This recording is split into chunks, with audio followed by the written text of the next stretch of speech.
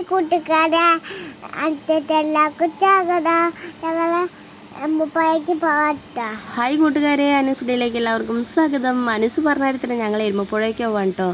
ചേച്ചി വന്നിട്ടുണ്ട്. അപ്പോൾ പിന്നെ ചേച്ചി മക്കളോ വലിയേച്ചി മക്കളോ എല്ലാവരും കൂടി പോവാണ് കേട്ടോ. എരുമപ്പുഴ നിറഞ്ഞിട്ടുണ്ട് കേട്ടോ. 2 ദിവസം മുന്നേ മഴ പെയ്തില്ല, അപ്പോൾ അടുത്ത വീഡിയോ ആണ് കേട്ടോ, ഒന്ന് ലേറ്റായി ഇടാൻ കേട്ടോ.